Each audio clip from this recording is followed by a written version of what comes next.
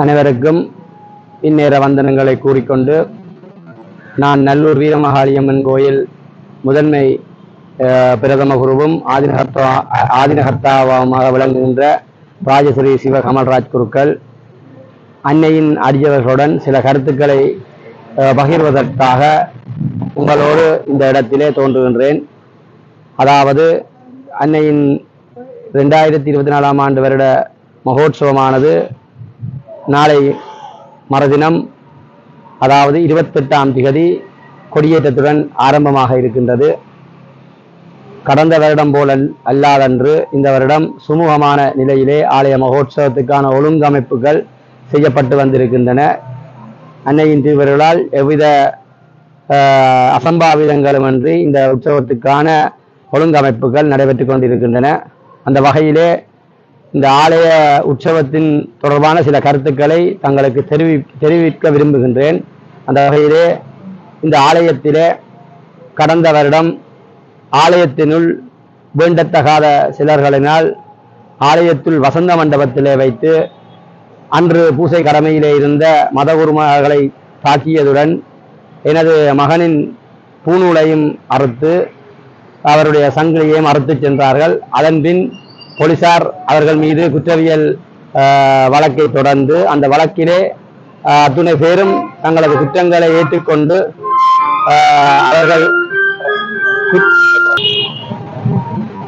அவர்கள் மீது போலீசார் குற்றவியல் வழக்கை தொடர்ந்து அந்த வழக்கு நடாத்தப்பட்டு அந்த வழக்கிலே அத்துணை நபர்களும் குற்றவாளிகளாக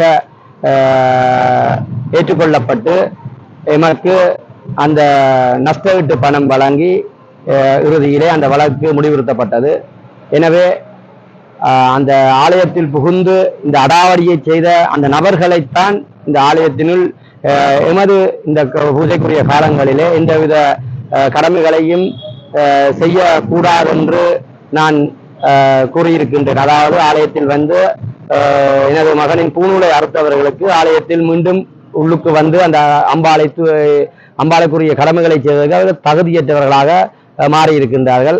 அந்த வகையிலே அந்த 4 பேர்களைத்தான் இந்த ஆலயத்திலே இந்த சாமி தூக்குகின்ற விடயங்களிலே கலந்து கொள்ள அனுமதிக்க முடியாது என்று கூறப்பட்டிருந்தது.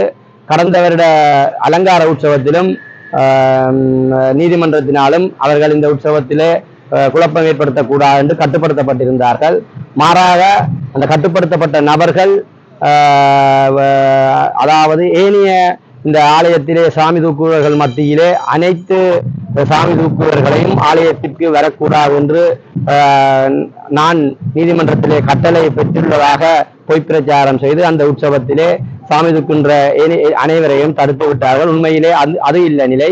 உண்மையிலே அந்த 4 வரை, அதாவது ஆலயத்துக்குள் அடாவடித்தனம் புரிந்த அந்த 4 வரை மட்டும்தான் நாங்கள் நீதிமன்றத்தில் என்றாலும் சரி, எமது நிர்வாக கட்டமைப்புக்கு அமைப்பாக என்றாலும் சரி, அந்த 4 பேரை மட்டும்தான் நாங்கள் இந்த நடவடிக்கையிலே கலந்து கொள்ளக்கூடாது என்று தெரிவித்திருந்தோமே ஒழிய ஏனையவர்கள் எவரும் வந்து வளமையாக இந்த ஆலயத்தில் என்ன திருத்தொண்டுகளை புரிந்தார்களோ அத்துணை திருத்தொண்டுகளையும் புரிந்து கொள்ள முடியும். எனவே அம்பாளின் இந்த மகோற்சவமானது 28ஆம் தேதி மங்களகரமாக ஆரம்பிக்கின்றது. ஏனையவர்களின் பொய்ப்பிரச்சாரத்தை நம்பாமல், அதாவது இந்த ஆலயத்திற்கு எதிரான நடவடிக்கையை ஈடுபடாத அத்துணை பேர்களும் இந்த ஆலயத்திலே வந்து வளமை போன்று என்னென்ன நடவடிக்கை செய்தார்களோ அத்துணை நடவடிக்கைகளிலும் கலந்து கொள்ள முடியும்.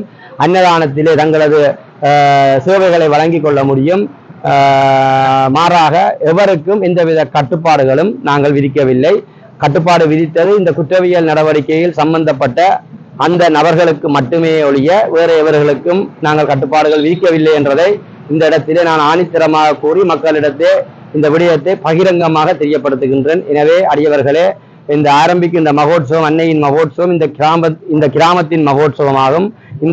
இந்த கிராமத்திலே வாழுகின்ற உங்களது குலதேவியான அன்னையின் மகோற்சவத்திலே வளமை போன்று நீங்கள் வந்து பங்கேற்று அம்பாளுக்குரிய தொண்டுகளை புரிந்து அம்பாளின் திருவருளை நீங்கள் பெற்று உய்ய வேண்டும் என்றும் வேறு எந்த ஒரு பொய் பிரச்சாரத்துக்கும் விடுபடக்கூடாது என்றும் உங்களுக்கு இந்த தகவலை நான் அறிய தருகின்றேன்.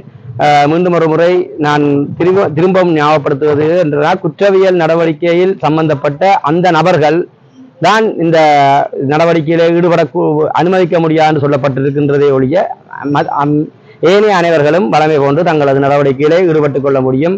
ஒருவரின் பின் ஒரு தனியொருவரின் பின் தேவையில்லாமல் கூட்டி நிற்காமல் அன்னையின் பின் கூட்டி நின்று அன்னையின் மகோத்சவத்தை சிறப்பிக்க உங்களது ஒத்துழைப்புகளை நாங்கள் வேண்டி நிற்பது உங்களது கடமைகளை செய்து கொள்ளுமாறு ஆலய இந்த வருட மகோத்சவ குரு பிரதம குரு ஆதிநகர்த்தா என்ற வகையிலே உங்களுக்கு இந்த அறைகூவலை நான் விடுக்கின்றேன்.